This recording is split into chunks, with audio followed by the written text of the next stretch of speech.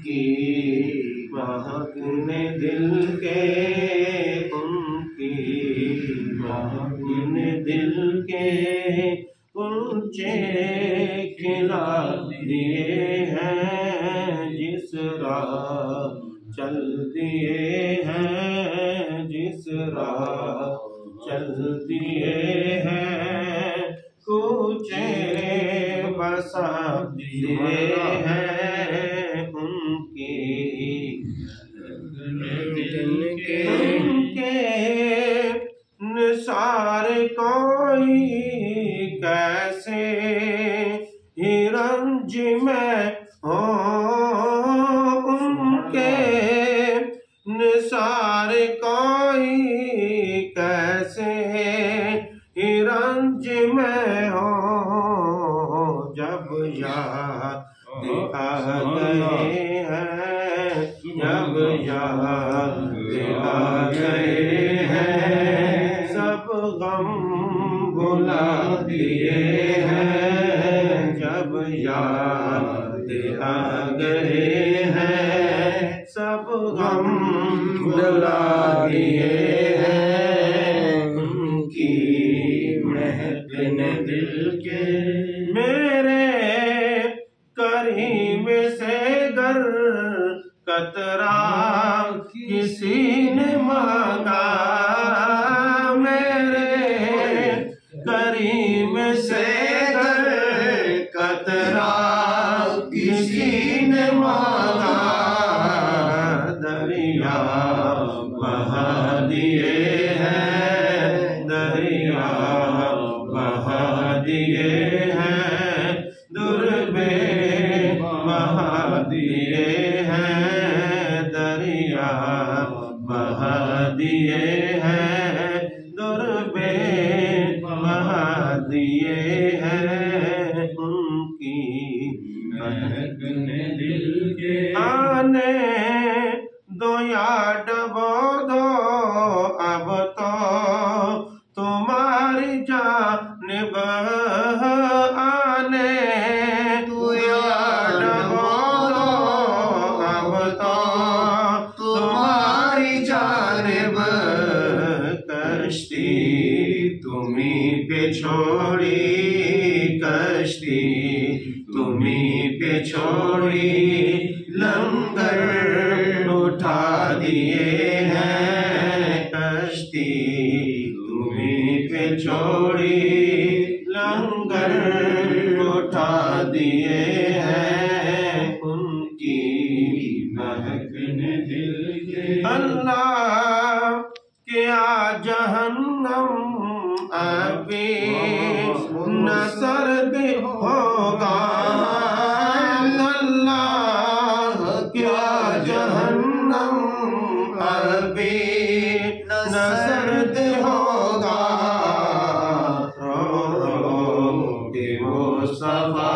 ने, रो रो के मुस्तफा ने दरिया बहा दिए हैं, रो रो के मुस्तफा ने दरिया बहा दिए हैं उनकी महकने दिल के।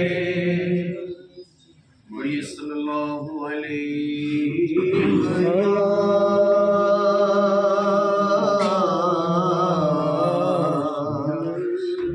या रसूल अल्लाह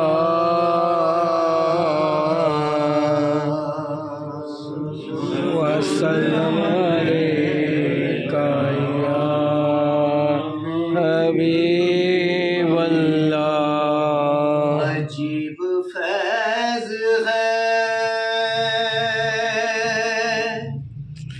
आका तेरी मोहब्बत का,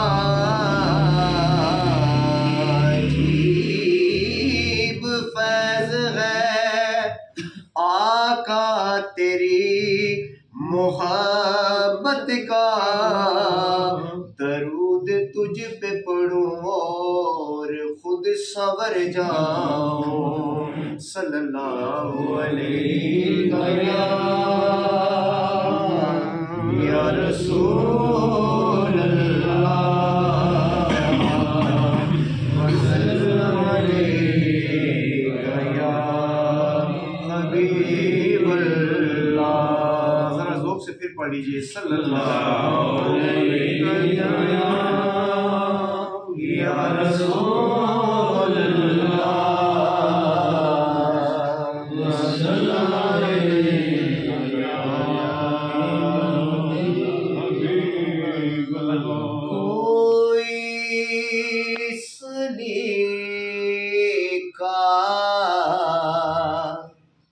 है आरज़ू का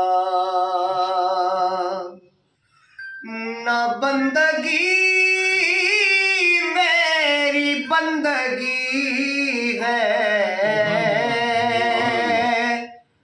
ये सब तुम्हारा करम है आका, ये सब तुम्हारा करम है आका, ये सब तुम्हारा करम है आका। के बात अब तक बनी हुई है, ये सब तुम्हारा करम है आका। मिलके पढ़ लीजिए, ये सब तुम्हारा करम है आका। के बात अब तक बनी हुई है, कोई सलीका है आरज़ू का। और बशीर कहिए नज़ीर कहिए, इन्हें सिराजे मुनीर कहिए। बशीर कहिए नज़ीर कहिए, इन्हें सिराजे मुनीर कहिए। जो सर बसर है कलामे रब्बी, जो सर बसर है कलामे रब्बी, वो मेरे आका की जिंदगी है। जो सर बसर है कलामे रब्बी, वो मेरे आका की जिंदगी है। कोई सलीका है आरज़ू का। किसी का एहसान क्यों उठाए, किसी को हालात क्यों बताए। तुम्हीं से मांगा तुम्हीं ही दोगे, तुम्हीं से मांगा तुम्हीं ही दोगे। पढ़ लीजिए, तुम्हीं से मांगा तुम्हीं ही दोगे, तुम्हीं से मांगा तुम्हीं ही दोगे। तुम्हारे दर से ये लौ लगी है, कोई सलीका है आरज़ू का।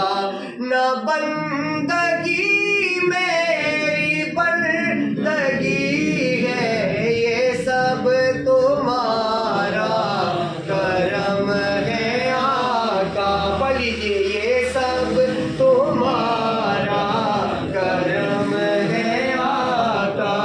के बात अब तक बनी हुई है, कोई सलीका है आरज़ू का। और यही असासे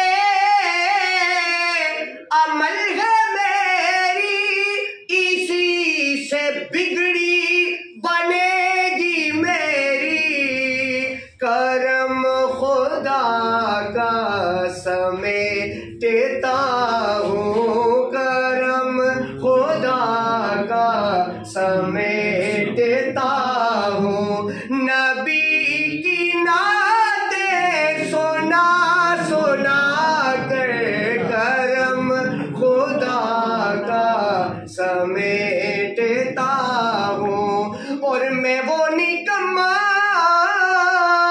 हूँ जिसकी झोली में कोई हुस्ने अमल नहीं है, मगर वो सुन कर रहे हैं, मगर वो एहसान कर रहे हैं। खताएं मेरी छुपा छुपा कर, मगर वो एहसान कर रहे हैं।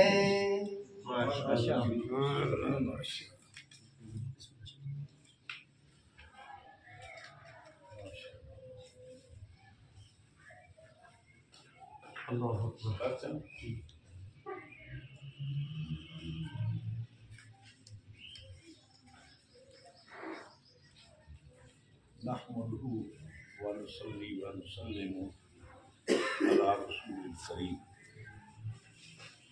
अम्मा बाद बिस्मिल्लाहिर्रहमानिर्रहीम। वलक़द नसरकुमुल्लाहु बिबदरिन व अंतुम अज़िल्ला।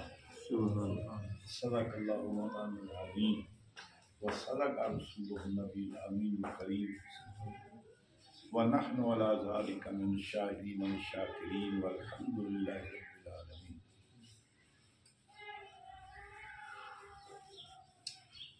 हम्दो सलात के बाद आज बिहम्दिही ताला रमज़ान मुबारक की 17 तारीख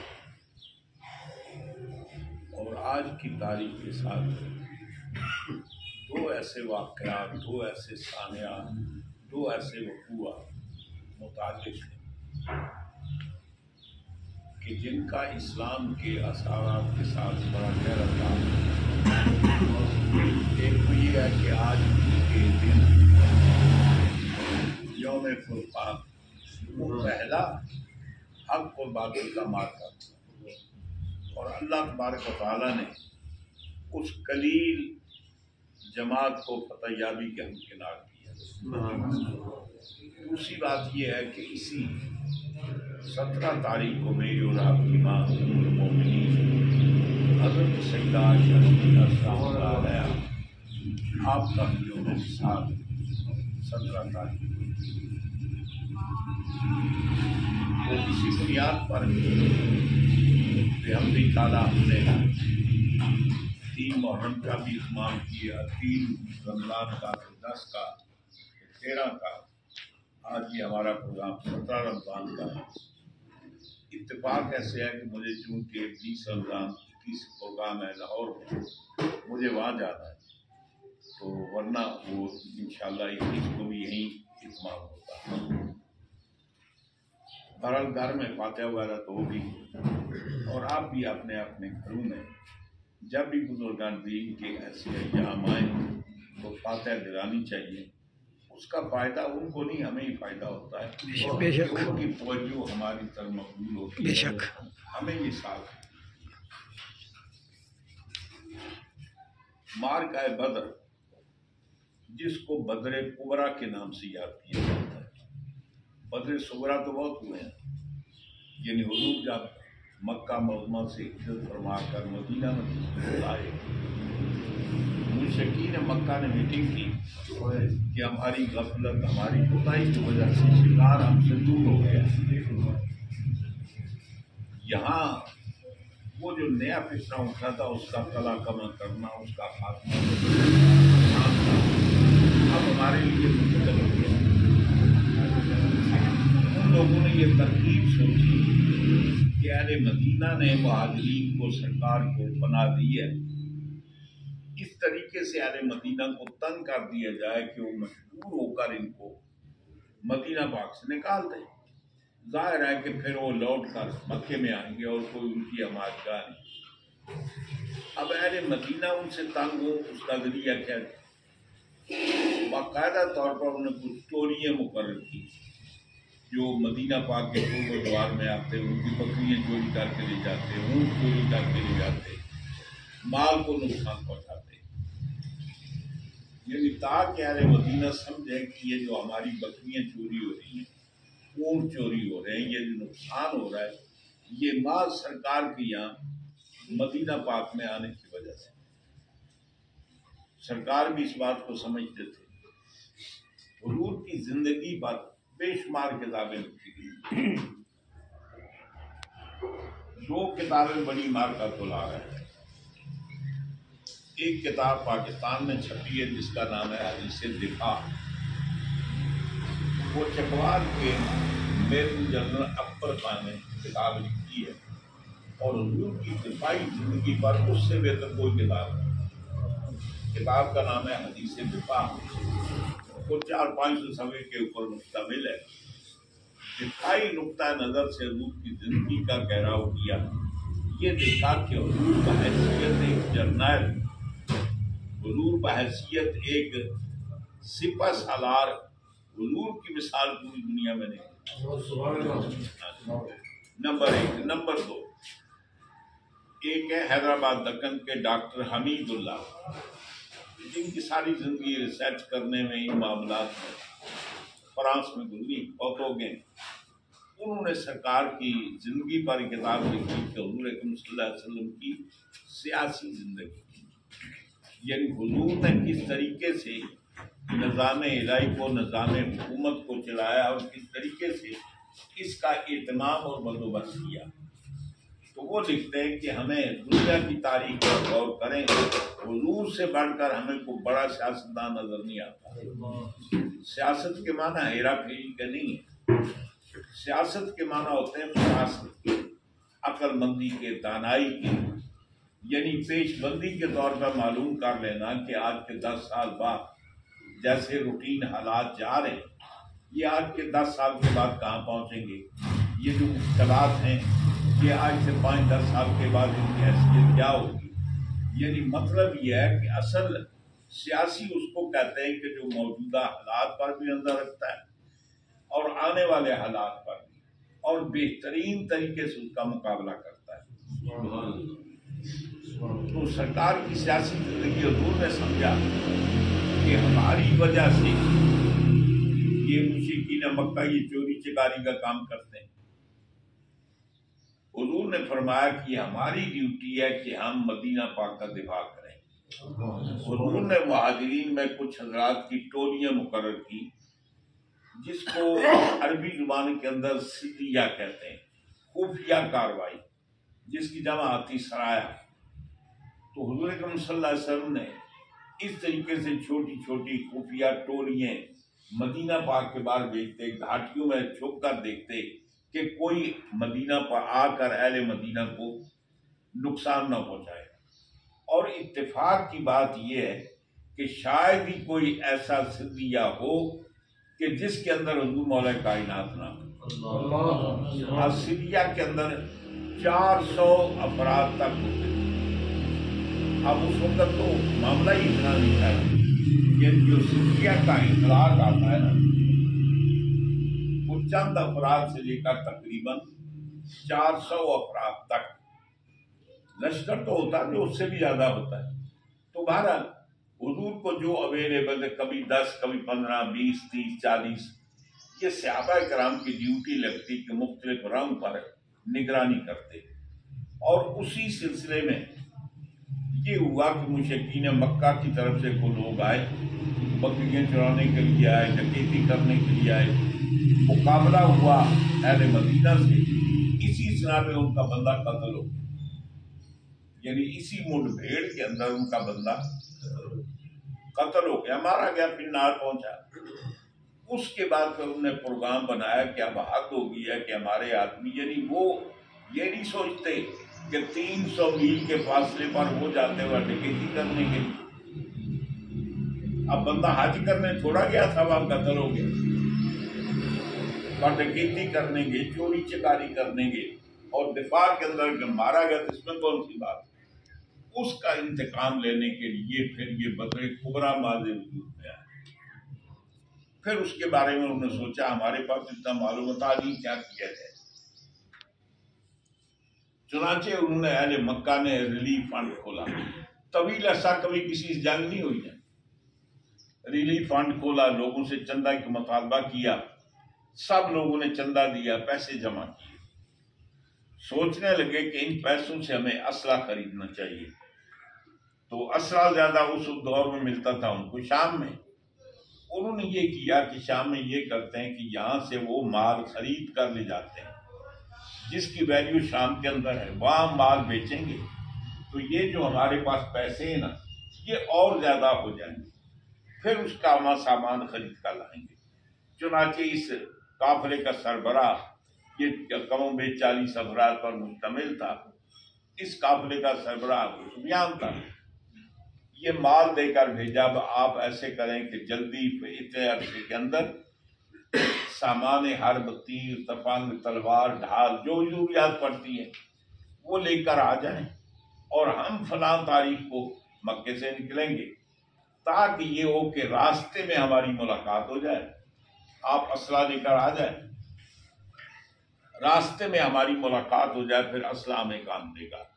तो हम अहले मदीना की ईंट से ईंट बजा देंगे, हम उनका इंतकाम लेंगे ताकि वो मजबूर होकर या तो मोहम्मद सल्लल्लाहु अलैहि वसल्लम हमारे हाथ से कत्ल हो जाएंगे, और अगर बच गए फिर ये होगा कि इन हालात की मजबूरी के तहत अहले मदीना खुद उनको वहां से निकाल देंगे। बहरहाल ऐ के बसा आरज़ू खाकशुदा, बंदा उम्मीदें बड़ी वाबस्ता रखता है लेकिन पूरी कोई नहीं होती। बात सूरत उन्होंने अपना ये प्रोग्राम किया। सरकार दो आलम सल्लल्लाहु अलैहि वसल्लम का जासूसी का निजाम इतना था। एक तो ये है ना, हुजूर इरशाद फरमाते इत्तकू अन फिरासत मोमिने फाइन्नहु यंज़ुरु बिनूरिल्लाह, फरमाते हैं कि मोमिन की फिरासत से बच कर रहो कि वो अल्लाह के नूर से देखता है। यकीनी तौर पर ये सारी सरदार सरकार की जात पर खत्म होती है, सिर्फ फिरासत ईमान की बुनियाद नहीं, सारी असबाब के तहत हुजूर का एक निज़ाम जासूसी का है। अहले मक्का के घर में, किसके घर में गोश्त पक्का है, किसने ऊंट ज़िबा किया, एक एक पल की सरकार को खबर हो। अब जो ही वो कूफा काफिला मक्के से चला, अबू सुफियान शाम की तरफ गया, सरकार दो आलम सल्लल्लाहु अलैहि वसल्लम ने अंसार को जमा किया, मुहाजिरीन को नहीं, वो तो घर छोड़कर आए। अब उन्हें तो किसी कुर्बानी से दरेग नहीं करना था। जिन्होंने पहले सरकार की खातर अपने दौलत की कुर्बानी दी, घर की कुर्बानी दी, घर की कुर्बानी दी, बच्चों की कुर्बानी दी, बीवियों की कुर्बानी, सब कुछ छोड़ छाड़ कर है। अब उन्हें तो इससे इतराज नहीं था कि उन्हें जंग में क्या करना।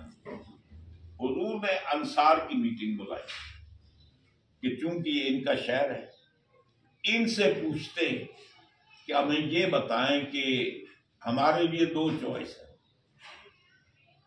एक तो ये है कि अहले मक्का, और वो कितने, हुजूर ने फरमाया वो 950 अफराद पर मुश्तमिल, कि वो एक वक्त खाने के लिए पता नहीं एक ऊंट और इतनी बकरियां ज़िबा करते हैं। उससे हुजूर ने अंदाजा लगाया कि खाने वाले कितने होंगे। हुजूर ने फरमाया तकरीबन 950 अफराद वो आ रहे थे। एक अबू सुफियान का काफिला शाम से माल लेकर, असला खरीद कर वो भी आ रहा है। अब तुमसे मशवरा ये करना है कि किसका इस्तेमाल करोगे, किसका मुकाबला करना है। जो मक्के से काफिला आ रहा है उसका मुकाबला करना है, या जो शाम से असला लेकर आ रहा है उसका मुकाबला करना है। अगर शाम से आ रहा है तो उसका असला लेकर उसी असले से उनका मुकाबला करेंगे। हुजूर ने सहाबाए कराम से ये बात पूछी और हुजूर के जीलुल कदर साहबी हजरत साद बिन उबादा, ये साद बिन उबादा वो साहबी में से जो हुजूर ने बैत उक़बा ऊला के अंदर जो लोग अहले मदीना में से मुसलमान होकर आए थे उनके सरगना उनके सरबराह हजरत साद बिन उबादा थे। आप अपने कबीले के सरदार थे। जब सरकार ने ये मशवरा तलब किया कि क्या ख्याल है, मक्के यानी आपने मदीना में रहकर उसका मुकाबला करेंगे या मदीने से निकलकर मुकाबला करेंगे, तो अंसार ने भैया जुबान होकर या रसूल अल्लाह, ये आपने हमसे क्यों पूछा? आप ये फरमा रहे हैं ना कि हो सकता है कि बहुत बड़ा लश्कर आ रहा है, हमें उनका मुकाबला करना है। कहते हैं नबी का हुक्म हो तो कूद जाए हम समंदर में, जहां को नहर कर देना रहे अल्लाह अकबर में। कुफारे मक्का है क्या चीज, हम देवों से लड़ जाएं, सनाने नेजा बंद कर सीना ए बातिल में घट जाएं। फरमाया या रसूल ये क्या है? अगर मुकाबले में जिन्नात देव हो तो उनके मुकाबला करने के लिए आए। अगर आप हुक्म फरमा देना कि समंदर में छलांग लगा दो, जहाँ यकीनी मौत है, मैदान जंग में तो दोनों का इम्कान होता है, बंदा शहीद भी हो सकता है, गाजी भी हो सकता है, शहीद भी हो सकता है, जिंदा वापस आ भी सकता है। लेकिन समंदर में छलांग लगाए तो वापसी का कोई इम्कान नहीं। अगर जिन्नात देवों से मुकाबला करें तो फिर भी जिंदगी कोई इम्कान नहीं, वो तो नजर ही नहीं आते। तो सहाबा क्या बात करते हैं, या रसूल अल्लाह हमारी जानें आपकी हैं, जैसे चाहे इनको इस्तेमाल करें, जो आपका हुक्म हो। फिर उसके बाद मशवरे के तहत ये बात तय हुई कि बेहतर ये है कि मदीना पाक के अंदर रहकर मुकाबला करना, जहाँ बच्चे भी हैं औरतें भी हैं, बेहतर यह है कि हम यहाँ से उनका निकल कर मुकाबला करते हैं। चुनाचे हुजूर ने लश्कर मुरतब किया, तरतीब दिया, वहां भाई सारे लोग निकलो, वाले निकले। अब उसके अंदर बच्चे भी थे और बूढ़े भी थे और जवान भी थे, हर तरह के लोग थे। और ये टोटल मिलाकर जो राय खुदा में बदर कुबरा के लिए निकले, इनकी तादाद कितनी थी? 313 अदद है कि अल्लाह ताला ने इस पूरी कायनात के कानून के अंदर रसूल भेजे। ये फरिश्तों में भी रसूल होते हैं। हाँ जी, फरिश्तों में तो रसूल तो उनमें से भी होते हैं, बनी नो इंसान के अंदर। इसीलिए बास कहते हैं रसूल और नबी में आम खास की निस्बत है, यानी मतलब है कि हर रसूल नबी है लेकिन हर नबी रसूल नहीं है। बास कहते हैं कि नहीं, कि नबी और रसूल में वो है कि हर नबी मिन वजह थी, सारे नबी, कुछ नबी रसूल हैं और कुछ रसूल ऐसे जो नबी नहीं है, यानी कुछ नबी हैं जो नबूवत के साथ रसूल भी है और कुछ रसूल ऐसे जो नबी नहीं है। अच्छा, वो कौन है? वो मलाइका है। तो जो बनी नो इंसान के अंदर अल्लाह ताला ने इस कायनात की हिदायत के लिए बनी नो इंसान जिन्नात की राहबरी रहनुमाई के लिए जो अपराध भेजे हैं, उनकी तादाद कितनी? 313। अब पहले एक मार्का कायम हुआ। अल्लाह तबारक व तआला ने हुजूर से भी लोगों ने आकर सवाल किया, ये पूछा कि आप ये बताएं कि बनी इसराइल ये मिस्र में कैसे गए? यानी ये शाम के रहने वाले, मिस्र अफ्रीका का मुल्क है, ये बनी इसराइल ये शाम में कैसे गए? उसकी तफसीलात को बयान करने के लिए अल्लाह ताला ने सूरह यूसुफ नाज़िल फरमाई, जिसमें पूरी डिटेल और तफसील के साथ ये बयान किया गया है। सैयदना यूसुफ अलैहिस्सलाम आप जिस अंदाज से मिस्र में पहुंचे, पहले भाइयों का जुल्म हुआ, फिर काफले वालों ने जिस तरीके से बाजार में आपको जाकर आगे हो जाए बेच दिया, अब इन मनाजिल से गुजरे, अल्लाह ताला ने उनको बादशाह का मुजीब बनाया, फिर वजीर बनाया, फिर वजीर आजम बनाया, फिर फिरौन के मरने के बाद मुतलकन इनाम बादशाह भी हो गई। उस दौरान में फिर आपने अपने वालिदैन करीमैन को, अपने भाइयों को, भतीजों को, भांजियों को बुलाया। वो काफिला जो मिस्र में पहली बार बनी इसराइल से गया था, उसकी तादाद कितनी थी? 80। वो जो पहली दफे बनु इसराइल का काफिला मिस्र में गया, उनकी तादाद थी 80। जब मूसा अलैहिस्सलाम उनको लेकर मिस्र से निकले तो उनकी तादाद 6 लाख। अब जब तक यूसुफ अलैहिस्सलाम हयात रहे, ऐशो इशरत शाही खानदान था। यूसुफ अलैहिस्सलाम के विसाल के बाद फिर किप्तियों का दौर आया, फिर उन्होंने बनी इसराइल पर जुल्म सितम शुरू किया, उनको गुलाम बनाया, घर के उनसे काम लेते। अब वो जुल्म और सितम का शिकार थे। फिर खुदावंद कुद्दूस ने अपने अजीम करीम नबी मूसा अलैहिस्सलाम को नबूवत और सालत का 400 साल के बाद उनके सर पर नबूवत और सालत का ताज रखा, और अल्लाह ताला ने फरमाया कि अब मूसा आपकी रिसालत के साथ ड्यूटी ये भी है कि बनी इसराइल को फिरौन के जुल्म से आजाद करना। तरीका भी बताया कि मुकाबला करने की पोजीशन ना होना तो खामखा जंग लेने की वो असर बेबाकी, पर रात के अंधेरे में आप ये करें कि उनको मशवरा करके तो लेकर वहां से आप शाम में निकल जाए। बात सूरत ये वो कौम जो 400 वर्ष तक गुलाम रही, लोगों के घरों का काम करते रहे, उनके दिल से जज्बा जिहाद खत्म हो गया। अब जब मूसा अलैहिस्सलाम उनको लेकर शाम के इलाके में पहुंचे, आपने ये फरमाया कि फिरौन के जुल्म से मैंने तुम्हें बचा लिया कि तुम उसका मुकाबला नहीं कर सकते थे। अब कम से कम जिन लोगों ने तुम्हारे घरों पर कब्जा किया है, तुम्हारी जमीन पर कब्जा किया है, अब ये काम तुमने अपनी मेहनत से करना।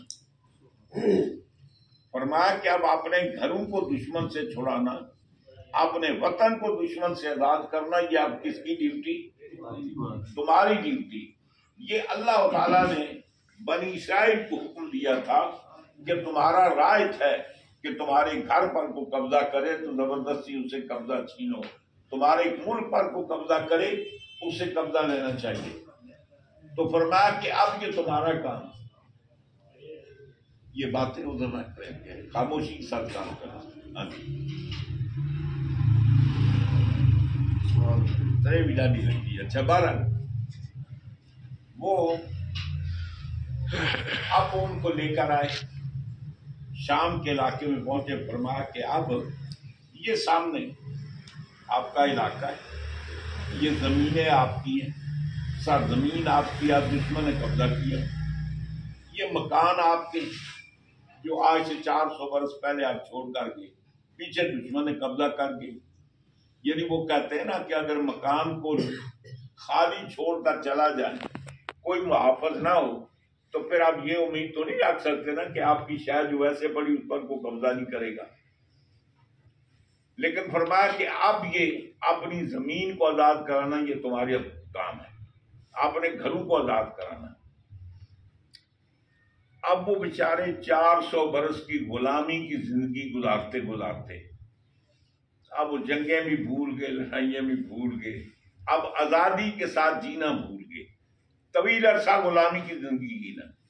यही कैफियत को हमारी है। अब भी तकरीबन 100, 150, 200 साल तक अंग्रेजों की गुलामी में रहकर अब हम ये हुकूमत करना, आजादी को कायम रखना भूल गए। आदत हो जाती है ना गुलामी की। तो कौम कहने लगी, ए मूसा फकातिल अंता व रब्बो का, ए मूसा आपको अगर ज्यादा शौक है ना लड़ाई का तो आप लड़े, और अगर आपका रब हुक्म दे रहा तो उसे कहें वो आप दोनों लड़े। नखनु हाउना कायदून, हम यहाँ बैठकर कमेंट्री करेंगे, हम यहाँ बैठकर तमाशा देखेंगे, आप और आपका खुदा दोनों लड़ेंगे। अल्लाह तबारक तआला ने फिर उन पर अपना गजब नाज़िल किया, रुसवाई नाज़िल की, उनको जलील किया। एक तो उनकी जो जलालत है वो तो क़यामत तक है, यानी उनका नाम ही बतौर गाली के यूज होता है। अब लाख यहूदी दुनिया के अंदर कामयाब व कामरान हूँ, आमतौर पर यहाँ तो मुझे नहीं पता, ये यूरोप में जाए, इंग्लैंड में जाए ना, कोई आदमी ज्यादा कंजूस हो ना, तो वो लोग अगर गाली निकालनी हो तो कहते हैं यू आर जू, बस तुम तो यहूदी हो। और अगर बात करनी किसी और से तो ही जू, मतलब है कि ये जो है ना ये यहूदी है, यानी वहां बतौर गाली के लफ्ज इस्तेमाल होता है। अल्लाह ताला ने फरमाया फिर ये करो कि 40 बरस तक ये इस मैदान ती के अंदर घूमते रहो। अब वो रेगिस्तान में रह रहे हैं, दिन को गर्मी होती है, रात को चलते हैं, कहते हैं चलो इस रेगिस्तान से, इस लकवदक, इस सहरा से हम निकले। अब रखते सबर बांधते, रात को चलते, पूरी रात सफर चल रहा है। जब सुबह आंख खुलती कहते हो कि यहीं से तो हम चले। ये 40 साल तक यतीहून फिल अर्द, उस जमीन के अंदर, मतलब है कि बेसर सामान,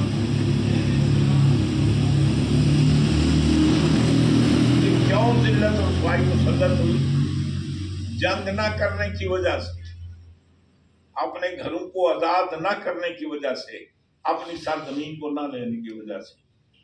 अब जब मजीद जुल्म और सितम का शिकार हुए, उसके बाद फिर कुछ समझदार उनमें लोग थे, उनका अपने उस वक्त के जो नबी थे, हजरत यूशा बिन नून या हजरत हिजकील अलैहिस्सलाम, उनकी बारगाह में अर्ज करते हैं कि या हजरत आप ऐसे करें कि हम ये जुल्म सहते सहते थक लागे, हमारे लिए को लीडर मुकर्रर करें, को बादशाह मुकर्रर करें, जिसके मातहत हम जंग करें और इन लोगों से अपना बदला लें, अपनी जमीनें भी खाली कराएं, अपने मकान भी।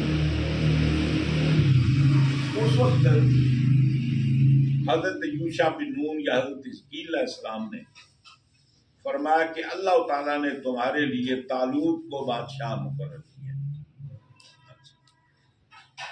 वो कहते हैं कि वो हमारे बादशाह कैसे होगा, अन्ना यानी उनका हम पर हुकूमत कैसे हो सकती? वो ऊंचे खानदान के नहीं है, उनके खानदान की कोई बड़ी हिस्ट्री नहीं है, वो मालो पैसा, मालो दौलत उनके पास नहीं है, कोई और ऐसी बात नहीं है, वो मुस्तहिक कैसे हो सकते? अल्लाह के नबी ने फरमाया कि सरबराह होने के लिए आला खानदान भी होना जरूरी नहीं है, सरबराह होने के लिए मालदार होना भी जरूरी नहीं। अल्लाह ताला फरमाता है कि अल्लाह ने फिल इल्म वल जिस्म, अल्लाह ताला ने उनको जिस्मानी कुव्वत भी ज्यादा अता फरमाई, इल्म भी ज्यादा अता फरमाई। तो इमारत के लायक इल्म है और जिस्मानी कुव्वत है, लेकिन फिर भी वो नहीं मानते थे। 12 नबी ने कहा कि इनके बादशाह होने की दलील ये है, वो जो तुम्हारा सफीना, तुम्हारे तबर्रुकात खो चुके थे, तुम्हारी बेहुरमती की वजह से ये हुआ था कि फरिश्ते ले गए थे भाई ये बेअदबी ना करें। वो सकीना, वो बक्स, वो संदूक, अब संदूक के अंदर था गया हजरत हारून और मूसा अलैहिस्सलाम के नालैन मुबारक हैं, उनके तबर्रुकात, उनके असा, ये तबर्रुकात थे। और जब ये संदूक लेकर दुश्मन के मुकाबले में जाते, अल्लाह फज़याबी अता करता, वो फिर जंग से मुंह मोड़ा, अल्लाह ताला ने वो ताबूत उनसे ले लिया। उस वक्त नबी ने कहा कि उनके इन आया था उनके ही उनके बादशाह होने की दलील ये है या ताबूत वो तुम्हारे पास वो ताबूत आएगा फिर ये सकीना तुम जिसके अंदर वो सकून का सामान है मिम्मा तारा जिसको आले मूसा और आले हारून ने किया। इसका मतलब है चीज वो तुम्हारी वो होती है जो घर वालों की थोड़ी मानने वालों की नहीं, इसलिए कि वो तबर्रुकात है जिसको आले मूसा आले हारून ने छोड़ा, यानी उनके घर वालों ने, यानी वो एथेंटिक है। देखा कि बाप के बाद बेटे ने कहा ये मेरे बाप की चीज है तो वो ज्यादा वैल्यूएबल है। भारत किस्सा को तक टाइम ज्यादा नहीं है। नतीजा ये हुआ कि मैदान काजार में जब निकले हजरत तालूत ने फरमाया कि आगे नहर आएगी, अल्लाह ताला तुम्हें आजमाना चाहता है उस नहर के लिए कि बेशक तुम्हें प्यास लगी है लेकिन ये मतलब खुलकर उसको पीना नहीं है, अलबत्ता एक हाथ में चुल्लू लेकर इतना पी सकते हो, उससे ज्यादा नहीं। चुनाचे बेचारे पता नहीं कब के प्यासे थे, सहरा में चलते चलते जब दरिया में पहुंचे थे पे उठते। फिर किसने देखना है? नतीजा ये हुआ कि जब पानी अपने लीडर की इताअत नाफरमानी की, नतीजा ये हुआ कि पानी ज्यादा पिया तो पेट चलने के काबिल ही ना रहे। अब बाकी बचे 313, बाकी बचे 313।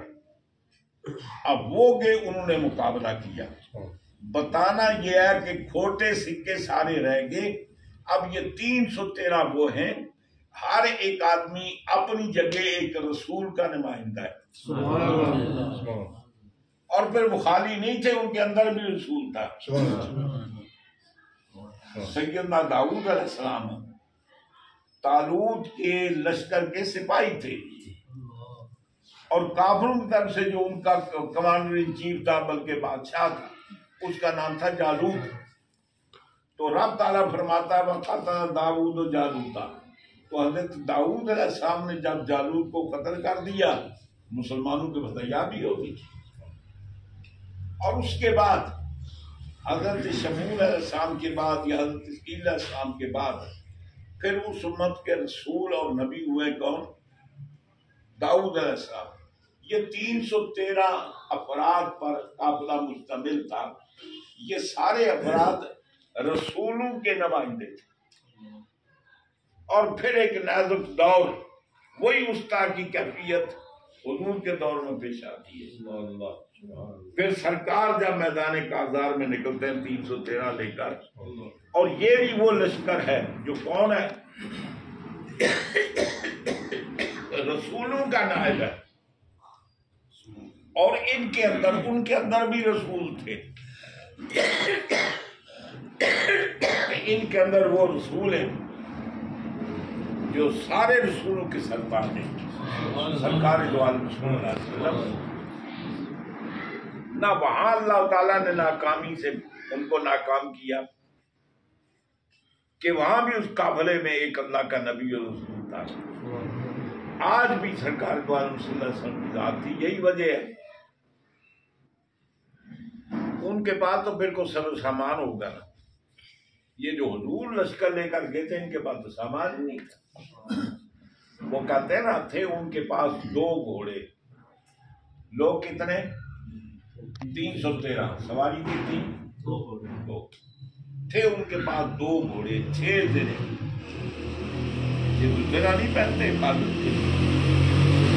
313 थे जिरे उनके पास। 6 तलवारें कितनी थी? 8 थे उनके पास। 2 घोड़े, 6 जिरे और 8 शमशीरें बदलने आए थे ये लोग दुनिया भर की तरफ। फरमाया कि ये इतना सामान लेकर जा रहे हैं और जिनसे लड़ रहे हैं वो 950, यानी 1000 तकरीबन 3 गुना इनसे ज्यादा।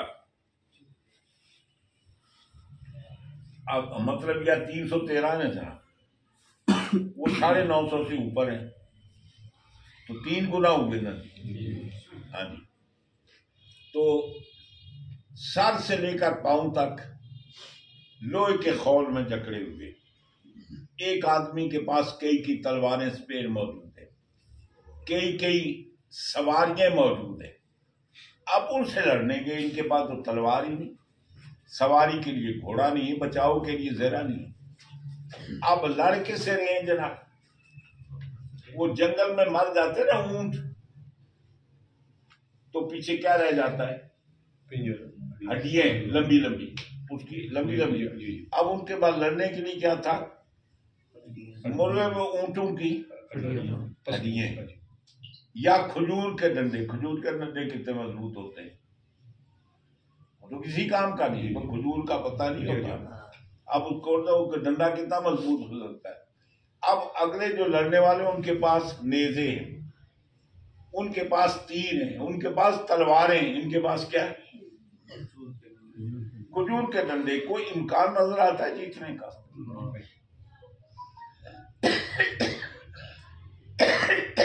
अब ये मैदान में पहुंचे,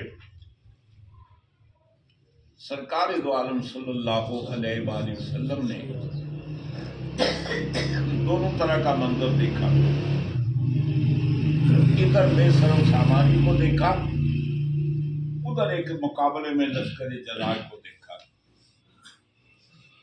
सब सजदे में रखा, अल्लाह की बारगाह में करते माशाअल्लाह, मैं जितनी पूंजी थी ना वो ले आया,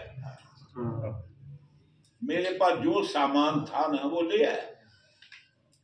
अगर आज ऐ मौला तूने इनको कामयाब ना किया ना, आए आए लम तो बादा यौमिल क़यामह, मौला तेरी इबादत नहीं होगी, फिर क़यामत तक तुझे पूजने वाला कोई नहीं होगा। यही जिंदा रहेंगे तो तेरी ये मस्जिदें भी आबाद होंगी, तेरा काबा भी आबाद होगा। तो ये आप फरमाते हैं कि अगर तूने इनको मदद नहीं की, अब ये अल्लाह और अल्लाह के रसूल के दरमियान का मामला है, हम इसको उस अंदाज से बयान तो नहीं कर सकते जैसे हमारे यहाँ पंजाब में तड़ी कहते हैं। तड़ी हाँ, ये तो खैर तड़ी नहीं, लेकिन अल्फाज उसी तरह के। हाँ, वो कहते हैं तड़ी की होती, जे तू मेरी गल ना मननी तो मैं यही है। तो उन्होंने क्या कहा, अगर तूने इनको बतायाब ना किया लन तो बादा इला यौमिल क़यामह, फिर क़यामत तक तेरी इबादत नहीं होगी। अच्छा, ऐसी तड़ी एक कुरान में भी है। सैयदना नूह अलैहिस्सलाम अल्लाह की बारगाह में अर्ज़ करते हैं, बारी ताला के रब्बे ला तज़र अलल अर्ज़ मिनल काफ़िरीन दय्यार, इस जमीन पर एक काफर नहीं रहना चाहिए। इंतजार हो तो जे तू गल मेरी ना मनी ना, इन्ना काफरों ने छोड़िया, तो फिर मैं तुझे बात बताता हूँ कि इनके घर में काफरी पैदा होगी, बादर ही पैदा होंगे, बंदे का पुत्र पैदा कोई नहीं हो सकता। तो हुजूर फरमाते हैं कि मौला अगर तूने आज इनको कामयाब ना किया तो क़यामत तक फिर तेरी इबादत नहीं होगी। दुआ की, चले नतीजा क्या हुआ? उस मार का कारजार में इधर से 313 थे, उधर से 950 से लेकर 1000 तक फिगर थी। मिनिमम 950, मैक्सिमम 1000 थी। ये लोग इतनी तादाद में थे। नतीजा ये हुआ कि जब जंग बंद हुई, वो काफिर फरार हो गए, तो नतीजा ये था कि 70 काफिर मारे गए, 70 गिरफ्तार हुए और 14 मुसलमान शहीद हुए, जिनमें 6 का ताल्लुक मुहाजिरीन से था और 8 का ताल्लुक अंसार के साथ था। और उन शहीद होने वालों में पहले शहीद, सबसे पहले जो शहीद हुए वो हुजूर के घर के फर्द हैं, आपके चचाजाद भाई हजरत अबू उबैदा, हजरत उबैदा बिन हारिस, हजरत उबैदा बिन हारिस, सैयदना हजरत अब्दुल मुत्तलिब रज़ियल्लाहु ताला अन्हु, अल्लाह ताला ने आपको तकरीबन 12 बेटे अता किए। मतलब तो आपने 10 की मानी, अल्लाह ने 12 बेटे अता किए। जब मन्नत मानी तो हजरत हारिस मौजूद थे, एक ही बेटा था, वो सबसे बड़े। बल्कि यूं समझिए कि हजरत अब्दुल मुत्तलिब की बाकी औलाद से वो तकरीबन हारिस की औलाद, उनके बाद बेटे जो बड़े हैं, हजरत उबैदा बिन हारिस इंतहाई ज़ईफ़ुल उम्र बूढ़े थे, जो मैदान कारज़ार बदर में गए और वो शहीद हो गए। उनका मुकाबला हुआ शैबा से। अब वो नतीजा ये हुआ कि इन्होंने उसको नेज़ा मारा, उसने इनको मारा, दोनों जख्मी हो गए और उस किताब न लाकर आप शहीद हो गए। यही वजह है हुजूर जब ग़ज़वाए अहज़ाब में थे ना, अमर इब्न अब्द बुद ललकार रहा था, तो हुजूर ने वो तफसीलात फिर कभी अर्ज करेंगे। हुजूर मौला कायनात को भेजा, अल्लाह ताला की बारगाह में हुजूर हाथ उठाकर दुआ करते हैं। टाइम उतन गया? अच्छा,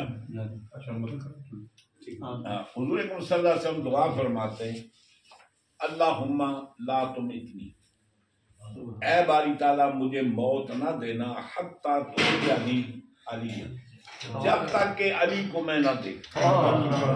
जब आपने रुखसत किया ना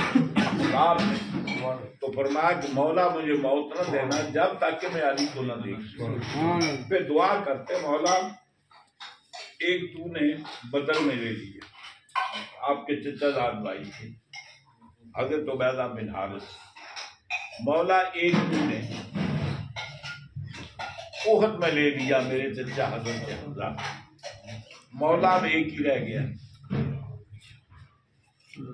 इसको कामयाबी अता करना। बात सूरत नतीजा ये हुआ कि 70 काफिर मारे गए, 70 गिरफ्तार हुए और 14 मुसलमान सहाबा कराम में से शहीद हुए। मुहाजिरीन में से थे और 8 अंसार। ये जो 70 काफिर मारे, 70 में से 39 हुजूर मौला कायनात ने मारे।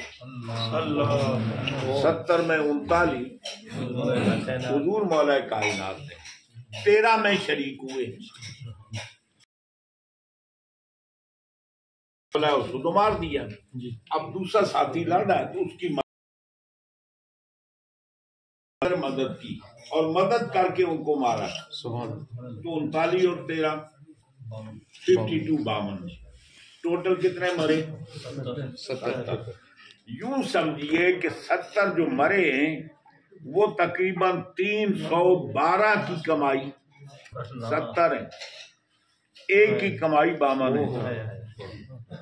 और इसीलिए कहते हैं कि वो कहते हैं ना, ईमान किसका नाम है? कहते हैं कुल्ले ईमान अली का नाम है। और बदर किसका नाम है? कहते हैं कि कुल्लुल बदर, वो बदर है ही अली का नाम। तो बदर है ही अली का नाम। तो जंगे बदर में, और ये आप रहा है किसी भी जंग में गए, जितने काफिर मरे जी, आधे से ज्यादा मौला कायनात मरे, आधे से ज्यादा हुजूर मौला कायनात के हाथ से मरे। और अहज़ाब तो है ही अली का नाम, खैबर है ही अली का नाम, वहां तो और कोई था नहीं। तो अर्ज करने का माना यह है कि ये ग़ज़वा बदर अल्लाह ताला ने कामयाबी अता फरमाई।